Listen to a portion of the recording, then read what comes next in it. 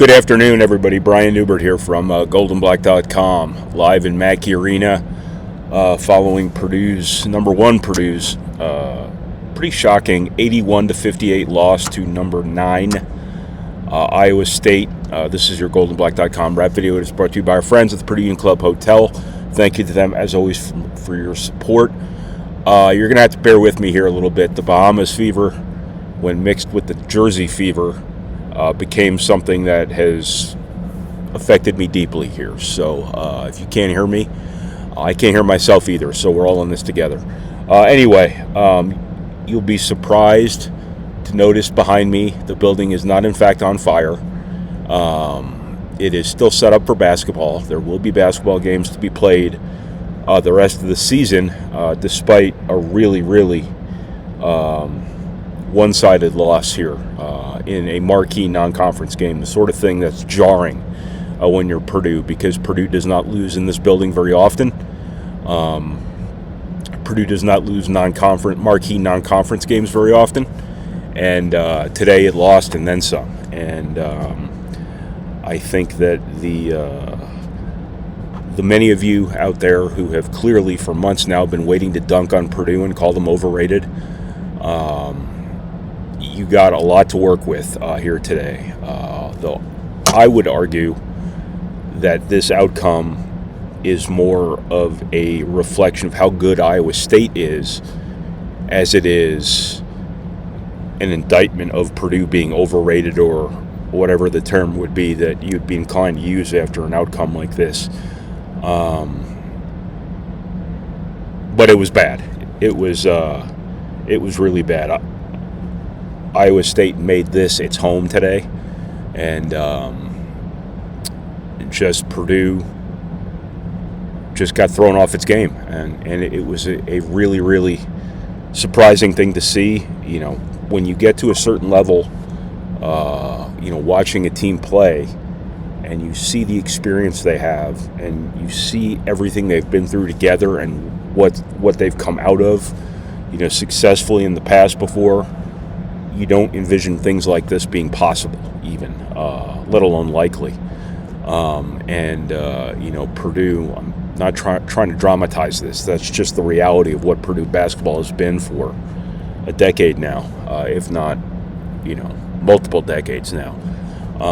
I think Purdue just got dominated, and they broke. And that's the sort of thing that is pretty, as I said before, jarring. Probably to Matt Painter, probably to the players themselves, certainly to everyone who is here today, with the exception of probably Tyrese Halliburton and the Iowa State crew that was here. Good for them. They have a really good team. Purdue's seniors, are this team. They lead this team, and all of those guys had problems today.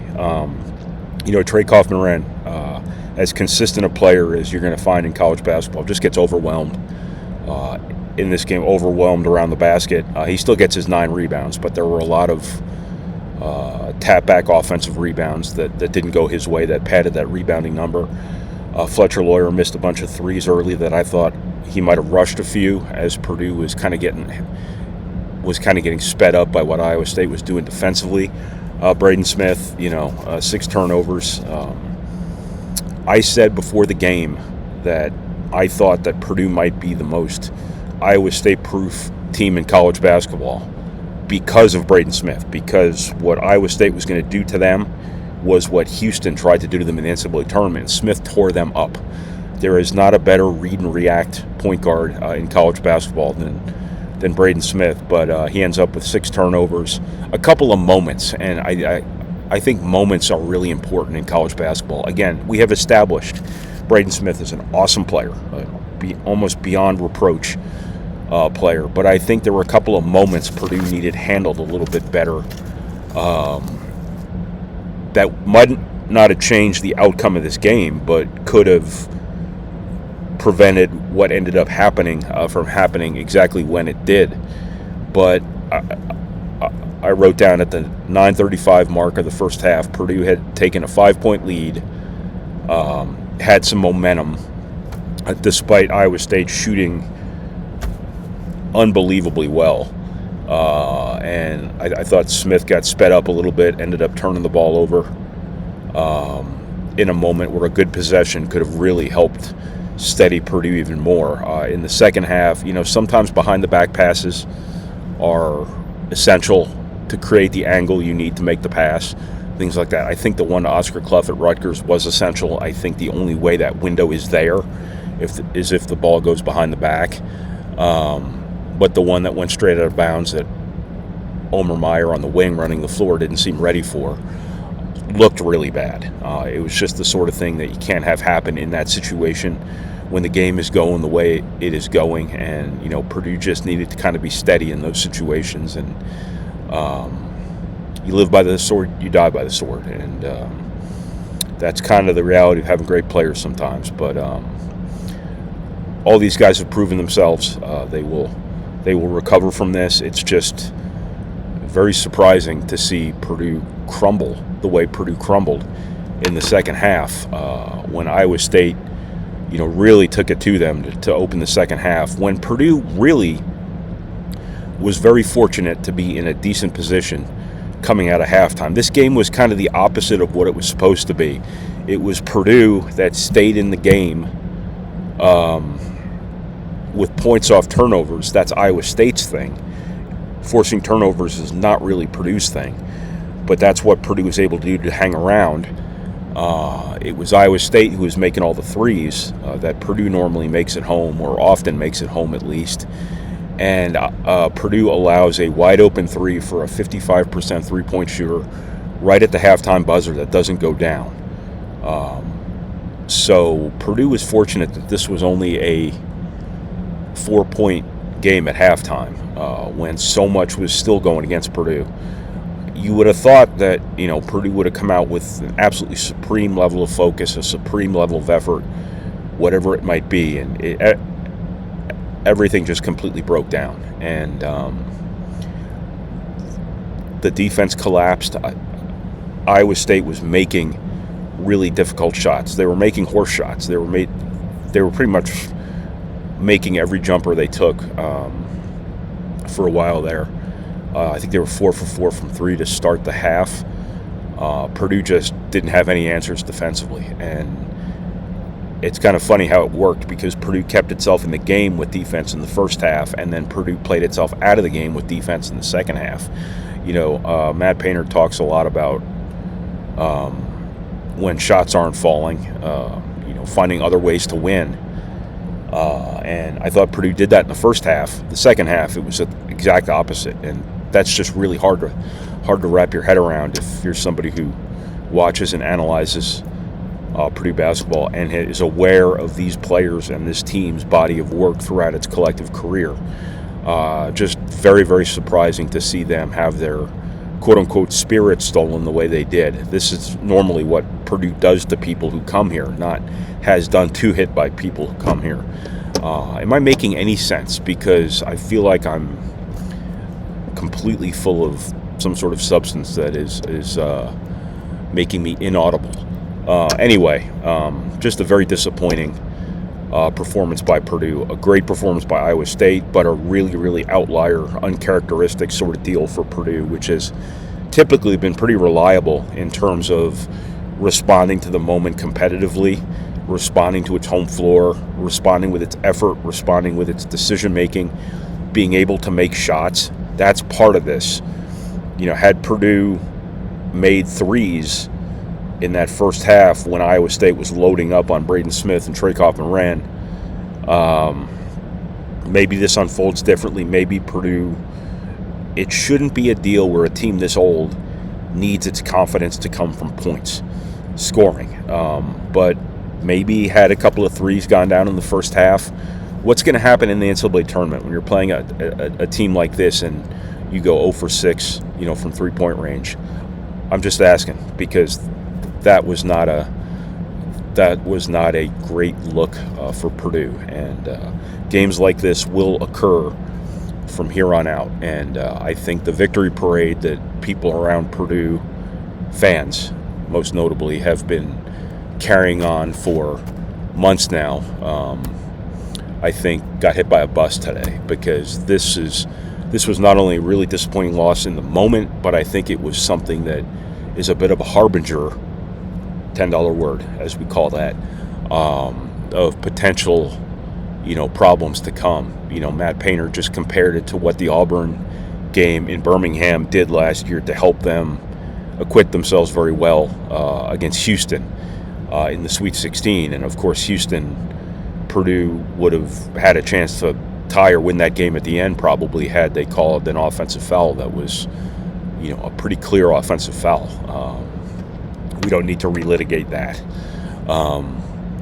But Purdue was ready for Houston because Auburn punked it out in part because Auburn punked it out months earlier.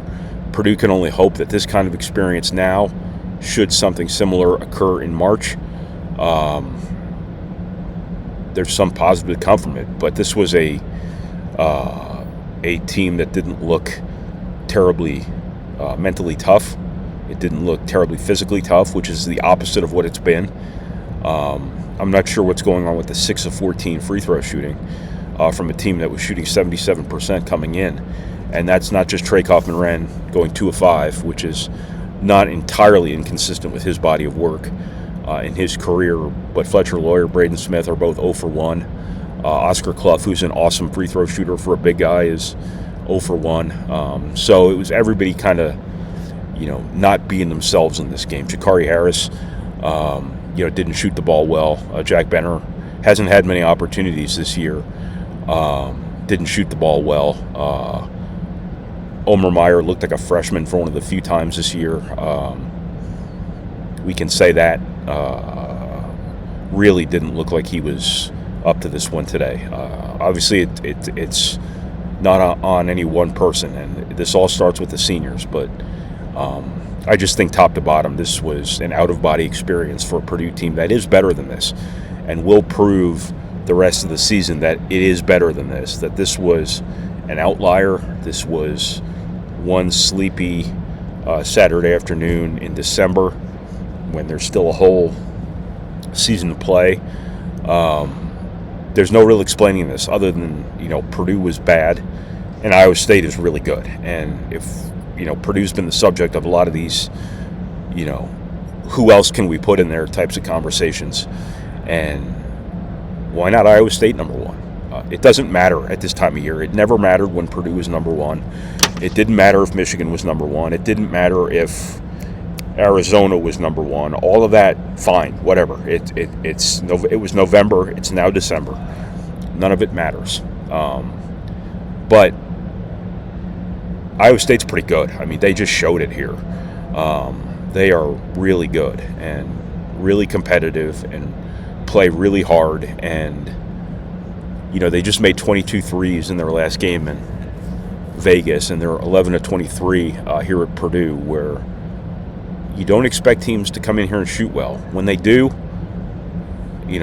that's a huge credit to them. But that's a really good basketball team. That's a Final Four looking team to me.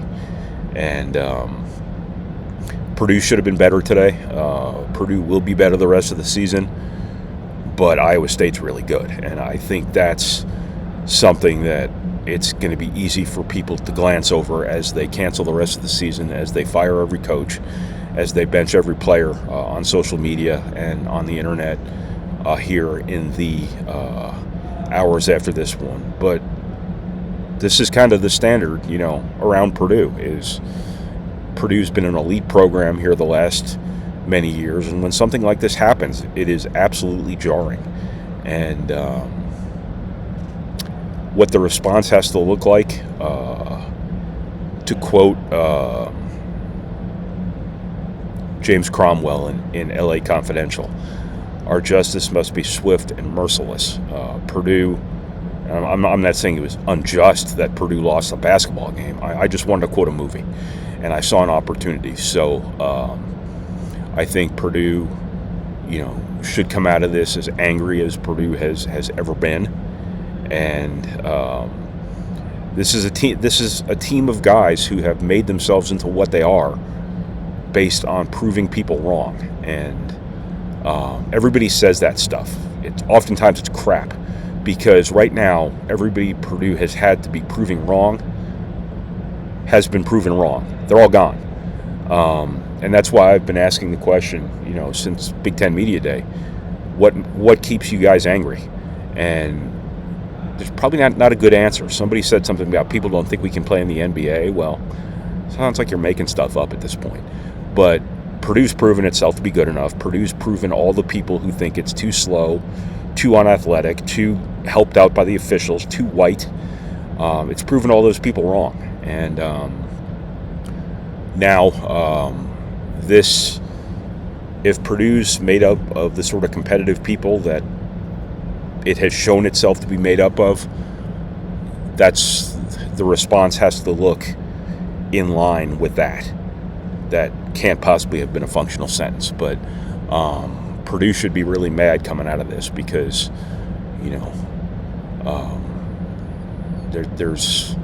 there are lines in Pulp Fiction I've got playing through my head right now, and I'm really just a concoction of lines from TV shows and movies that I just string together and hit record. Anyway, Purdue's pride was punched in.